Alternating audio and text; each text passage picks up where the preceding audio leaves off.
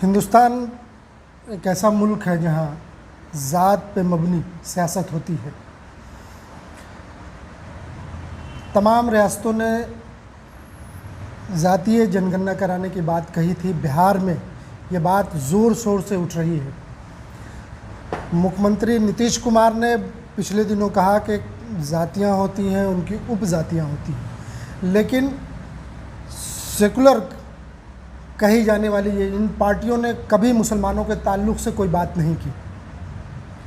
हमारे साथ मौजूद हैं राज्यसभा के साबिक एमपी अली अनवर साहब। अली अनवर साहब हमेशा पसमानदा मुसलमानों की आवाज़ रहे हैं। इन्होंने ऐवान बाला में भी बहुत ज़ोर शोर से आवाज़ उठाई थी। हमारे साथ ये मौजूद हैं, आज उस पर बात करते हैं। सर, नई फिक्र में आपका इस्तकबाल है। शुक्रिया। जातीय जनगणना की बात हो रही है सर, लेकिन किसी पार्टी ने मुसलमानों के ताल्लुक़ से कोई बात नहीं कही है। क्या कहेंगे आप? बिल्कुल सही है। देखिए, तमाम सियासत जात की बुनियाद पर होती है और इस मुल्क में जानवरों की गिनती, चरिंद परिंद की गिनती, पेड़ दरख्त की गिनती होती है, लेकिन इंसान की जाति की गिनती नहीं होती है। तो इस सवाल से बहुत नुकसान है। नुकसान ये है कि 1931 के बाद तो कोई जातीय जनगणना हुई नहीं। बैकवर्ड कमीशन है या और कई योजनाएं हैं जो ये कही जाती हैं कि पिछड़े वर्गों के लिए बनाई जा रही हैं। तो लेकिन आरक्षण है, पिछड़े वर्गों को 27% जो आरक्षण है उसमें मुसलमान पिछड़े वर्ग के लोग, पसमानदा भी उसमें शामिल हैं। तो उनके लिए सब कुछ है, लेकिन वो कैसे पता चलेगा जब डाटा नहीं रहेगा कि वो कितने हैं और कितना उन तक पहुंच रहा है, तो ये इस बात की जानकारी कैसे होगी? तो सब कुछ मैंने समझिए कि अंधेरे में लोग तीर चला रहे हैं।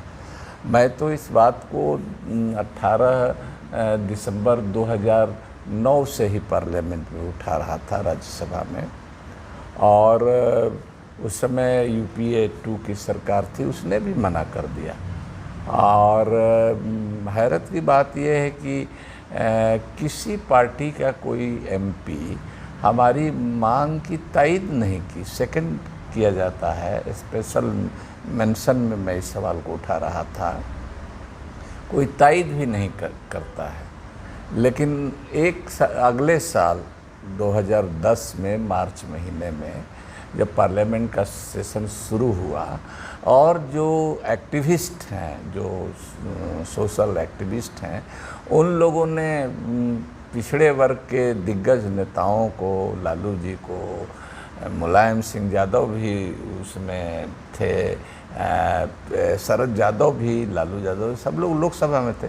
तो इन लोगों को कहा कि भाई एक मुसलमान मेंबर राज्यसभा के ये उठा रहे हैं, आप लोग पिछड़े वर्ग के इतने बड़े नेता, आप लोग क्यों नहीं उठाते हैं? तो उन लोगों ने उठाया। पहले से भी बात करते रहते हैं, लेकिन फिर बीच में पता नहीं क्यों सुस्त पड़ जाते हैं। तो उन लोगों ने उठाया तो बात कुछ आगे बढ़ी। यहाँ तक बात आगे बढ़ी कि बीजेपी के गोपीनाथ मुंडे भी उस समय थे, जिंदा हयात से थे, उन्होंने भी सपोर्ट किया। सब दल के पिछड़े वर्ग के लोगों ने सपोर्ट किया। दलित तो इसके हामी रहे ही हैं। उनका गर्चे की अलग से उनकी गिनती होती है, उनकी भी गिनती कास्ट नहीं होती है, एक वर्ग के रूप में, शेड्यूल कास्ट, शेड्यूल ट्राइब के रूप में होती है। मुसलमानों की गिनती होती है, लेकिन जात की पर मबनी नहीं ये गिनती होती है, ये मजहब पर ये बुनियाद पर होती है। तो इसको ले करके बात आगे बढ़ी, लेकिन फिर उसको डाइल्यूट कर दिया कांग्रेस UPA 2 के गवर्नमेंट ने, और उसको 1948 का बजाते कानून है पार्लियामेंट का, सेंसस का, उससे डीलिंग कर दिया, उससे अलग करके इसको किया और इसमें अनट्रेंड लोगों को लगा दिया, इसमें आंगनवाड़ी कार्यकर्ताओं को या NGO को लगा दिया, जिसको मालूम नहीं। तो सब गोलमट्ठा हो गया, कोई डाटा फिगर आया नहीं। तो फिर ये सवाल हमने आपने ठीक कहा कि एक तो ये लोग नहीं बोल रहे हैं, यूपीए सरकार भी कर रही है, एनडीए सरकार ने भी कहा कि हम नहीं कराएंगे, जबकि इस बार उम्मीद थी कि मोदी जी चूँकि ओबीसी अपने को कहते हैं, हालांकि बाद ही में ओबीसी में शामिल हुए हैं, पहले तो उनकी बिरादरी जाट घांची बिरादरी जनरल कैटेगरी में थी, गुजरात में मुख्यमंत्री बनने के बाद अपना को ओबीसी में शामिल कहा, चलिए भाई आ गए। तो उम्मीद बनी थी कि ये करेंगे इस बारे में, और कई राज्य सरकारों ने भी, बिहार उसमें से एक है, एनडीए के नीतीश जी हैं, वो भी मांग करने लगे, एक डेलीगेशन लेके गए आल पार्टी का, उसमें बीजेपी वाले भी गए, तमिलनाडु ने, केरल ने, इवन महाराष्ट्र ने, शिवसेना कांग्रेस की सरकार है, झारखंड ने, तो लगा कि भाई एक लहर उठी है और इस बार हो के रहेगा। लेकिन ये हठधर्मी सरकार है, ये तो किसी की सुनती नहीं है। वो इसलिए नहीं सुनती है कि वो जानती है कि जात पर की जनगणना जब ही होगी तो हम लोग मजहब की जो सियासत करते हैं उसका गुब्बारा आसमान में उड़ रहा है, उसमें सुराख हो जाएगा, छेद हो जाएगा, वो धड़ाम हो जाएगा उसका गुब्बारा। इसी डर से वो उन लोगों ने नहीं किया, साहब मना कर दिया कि नहीं करेंगे। अब नीतीश जी कह रहे हैं कि हम कराएंगे, तो ठीक है भाई, ना मामा से काना मामा अच्छा। अखिलेश कहे कि हम कराएंगे तो अखिलेश तो जीते ही नहीं, तो जो लोग हैं वो कराएं। और दूसरी बात ये, इनको पहले कौन रोका था? नीतीश जी भी 15 साल राज किए हैं, लालू जी भी 15 साल किए हैं, अखिलेश पिता पुत्र राज किए हैं, तो ये लोगों को पहले कराना चाहिए। खैर नहीं कराया, अब से कराएं, अब से इस मांग को करें। अब मैं आता हूँ उस सवाल पर, आपने ठीक कहा कि मुसलमानों का क्या जिक्र तो इसमें होता ही नहीं है। अरे भाई इस ब्लंडर को कहिए पता नहीं जानबूझ के किया गया या अनजाने में किया गया, हमारा तो मानना है कि जानबूझ के किया। लेकिन अगर छोड़ दीजिए अनजाने में भी, इतनी बड़ी गलती कैसे हो गई? आपको याद होगा कि नीतीश कुमार जी को एक मेमोरेंडम 5 अपोजिशन पार्टियों ने, RJD, Congress, CPI, CPM, CPIML, इन लोगों ने मिल करके और जा करके नीतीश जी के हाथ में एक चिट्ठी दी। उसमें ये लिखा कि अगर जाति जनगणना नहीं कराई गई तो ये उसका नुकसान है, बताते हुए उन्होंने कहा कि पिछड़े और अति पिछड़े हिंदुओं को इसका नुकसान होगा। तो हमारा माथा ठनका कि अरे भाई मुसलमान कहाँ चले गए? छोड़िए, वो तो बीजेपी हम लोगों की बात नहीं करती है, हम लोगों को दिन रात मुसलमानों के खिलाफ लगी रहती है, लेकिन ये जो सामाजिक न्याय की बात करते हैं और हम लोग ऑलरेडी हैं उसमें पिछड़े वर्ग में, तो ये हम लोगों की बात कैसे गोल कर रहे हैं? इसको हमने पॉइंट आउट किया, उस चिट्ठी को निकलवाया, उस चिट्ठी पर रिएक्शन दिया, तब जा कर के इन लोगों का माथा ठनका। तो उसमें सबसे पहले दीपांकर भट्टाचार्य ने, सीपीआईएमएल के जनरल सेक्रेटरी ने प्रेस कॉन्फ्रेंस करके कहा, हालांकि उनकी बात अखबारों में बहुत नहीं छपी। उसके बाद तेजस्वी यादव जो नेता प्रतिपक्ष हैं, उन्होंने प्रधानमंत्री को, दिल्ली में उस समय थे, प्रधानमंत्री को चिट्ठी लिखा। पहले हम बात करना चाहते थे तो बात भी नहीं किए, उनके पीए ने कहा कि नहीं नहीं आप नहीं समझ रहे हैं। मुझको ठीक है आप ही समझिए। जब बयान ठोका तब, और उनके कार्यकर्ता, उनकी पार्टी के भी कार्यकर्ता जगह जगह से फ़ोन करने लगे कि ये बात तो सही है, तब ये एगो चिट्ठी लिखी। तो ये एक है कि ये लोग तो अब तो क्या कहिएगा, अब तो मुसलमान का भी नाम उनके किसी प्रॉब्लम को लेकर के ये लोग जल्दी, मॉब लिंचिंग होती है उस जगह पर कोई नहीं जाता है। मैं अकेले दौड़ते रहा, पार्लियामेंट में था तो अकेले दौड़ते रहा सारे जगह, चाहे राजस्थान हो, चाहे हरियाणा हो, चाहे दिल्ली हो, चाहे उत्तर प्रदेश हो, चाहे बिहार हो, चाहे झारखंड हो, सब जगह मैं गया। किसी पार्टी का मुस्लिम एमपी नहीं गया उस समय तक, हम जब तक पार्लियामेंट में, ये ओवैसी इतनी बात करते हैं, कहीं नहीं गए। बाद में ही जाने लगे हैं। लोग हम वोट वोट बैंक की राजनीति कर नहीं वोट बैंक नहीं, गुलाम हैं अपनी पार्टियों के। वोट बैंक की क्या राजनीति करेंगे, इनकी क्या हैसियत है? ये गुलाम लोग हैं, अपनी जिस पार्टी में है उसके गुलाम हैं। उसका आका जब तक नहीं कहेगा नहीं जाएंगे, डरेंगे, डरते हैं कि अगली बार टिकट नहीं देगा। मैं तो किसी से नहीं पूछा, अपने चीफ मिनिस्टर नीतीश जी से भी नहीं पूछा, मैं सब जगह गया।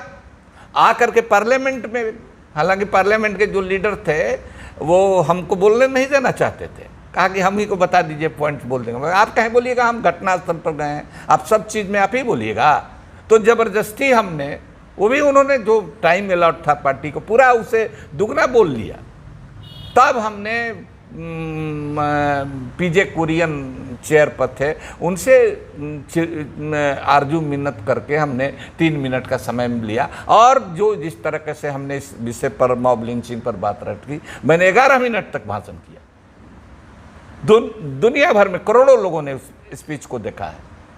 तो कहने का मतलब ये है कि इन लोगों के नियत में भी खोट है, और ये लोग जानबूझ करके कि पसमानदा का, मुसलमान का तो कोई परछाई से डर लगने लगा। दो ही बात है, या तो बीजेपी से इतने खौफजदा हैं इसलिए ये लोग नहीं नाम लेते हैं, और नहीं तो टेकन फॉर ग्रांटेड ले रहे हैं कि ये हम हमारे साथ रहेंगे नहीं, हमको वोट देंगे नहीं तो जाएंगे कहाँ। यही दो बात है। तो हम लोग उसकी प्लानिंग कर रहे हैं। पूरे बिहार का हम लोग दौरा शुरू कर दिए हैं, और अकेले नहीं, हिंदू, पिछड़े और अति पिछड़े और दलित सब लोगों के साथ मिल करके 50 सम्मेलन हम लोगों ने बिहार में तय किया है, अकेले बहुजन दावेदारी मोर्चा के तहत। कब से ये कर रहे हैं सर? शुरू हो गया है। अच्छा। पटना में हो चुका है। पटना में 7 तारीख को IMA हॉल में पूरे बिहार के कार्यकर्ता, पसमानदा महाज के और विभिन्न दलित और पिछड़े संगठनों के लोगों ने मिलकर ये तय किया है कि हम लोग 50 मीटिंग करें। किस क्या नाम रखा है सर? बहुजन दावेदारी मोर्चा। तो ये हम लोग कर रहे हैं और इसको ले जाएंगे, और इसको इन लोगों को कराना पड़ेगा। अब बीजेपी इस काम से इसीलिए डरती है कि उसका एजेंडा चेंज हो जाएगा, कम्युनल पोलराइजेशन का। कानून में कोई ऐसी बात है कि क्या राज्य सरकार को ये इख्तियार नहीं है कराने का, ये सेंटर के इख्तियार में है? नहीं, राज्य सरकार करा सकती है, लेकिन ये बात राज्य सरकार जो कराएगी उसकी लीगल वैलिडिटी इसलिए नहीं होगी कि ये जनगणना कराने का काम जो है संविधान से सेंसस कमिश्नर को है, समझ रहे हैं ना, 1948 का उसको कानून है। और ये लोग अपने स्टेट में कराएंगे तो वो सर्वे होगा, वो जनगणना नहीं होगी, सर्वे उसको कहेंगे। तो इस तरह का सर्वे तरह तरह का कराते रहे हैं, लेकिन इस तरह का सर्वे भी ये लोग नहीं कराए हैं। हम लोग चाहते हैं कि वो भी काम शुरू हो ताकि एक माहौल बने। तो देखिए क्या करते हैं लोग, कराते हैं नहीं कराते हैं। तो लेकिन अब ये लोग देखिए, अब लोग पिछड़े और दलित और बहुजन हिंदू समाज के लोग भी, पिछड़े लोग, दलित लोग, वो लोग भी हम लोगों से कम चिंतित नहीं है कि भाई जिसको हम लोग वोट दे रहे हैं वो लोग भी डर के मारे हम लोगों के सवाल की बात नहीं कर रहा है। जी, बहुजन दावेदारी मोर्चा, ये आप बिहार से बाहर भी जाएंगे? बिहार के अभी तो बिहार में हम लोग बिहार से बाहर दूसरे मंचों से, हम खुद अपने ऑल इंडिया पसमानदा मुस्लिम आज, ये जो हम आपको बुकलेट दिखाते हैं, बुकलेट दो जी, बुकलेट हम लोग जारी किए हैं। इसको हमने लखनऊ से जा कर के जारी किया है, उत्तर प्रदेश में बनारस से जारी किया है। इसको लखनऊ से, बनारस से, दिल्ली से, हरियाणा से, झारखंड से, इतने राज्यों में जा करके इसको जारी किया। और ये हम लोग माने 6-8 महीना पहले से ये अभियान चला रहे हैं। इसमें देखिए लिखा है सांप्रदायिक ध्रुवीकरण का यही इलाज, जाति जनगणना के लिए हो जाओ तैयार, सांप्रदायिक ध्रुवीकरण का यही इलाज, जाति जनगणना के लिए हो जाओ तैयार। और नीचे हम लोगों ने लिखा है दलित पिछड़ा एक समान, हिंदू हो या मुसलमान। ये ऑल इंडिया पसमानदा मुस्लिम का नारा है और ये नारा तमाम पिछड़ी और दलितों के संगठन का आज नारा ये बन गया है। सब लोगों ने इसको पसंद किया, हमने पहल की है, हमने इनिशिएटिव की है, हमने जो सो काल सामाजिक न्याय की जो पार्टियां हैं जिनको पिछड़े दलित वोट देते हैं, उन लोगों को भी गलती को पॉइंट आउट किया है और उनको अपनी गलती को सुधारना पड़ा है। ये थे साबिक राज्यसभा एमपी अली अनवर साहब। बहुजन दावेदारी मोर्चा एक नई रूप नए रंग में बहुजनों की आवाज़ बनने को ये तैयार है। बिहार में कई सम्मेलन हो चुके हैं। इन सो कॉल्ड सेकुलर पार्टियों को एक मैसेज है कि बहुजन समाज जो है उस समाज को उसकी हिस्सेदारी, उसका हक मिले और उसकी लड़ाई अपने कांधों पर अली अनवर साहब ने ली है। आने वाले वक्त में ये इसका रंग क्या होगा ये देखना होगा। नई फिक्र के लिए पटना से खुर्शीद आलम।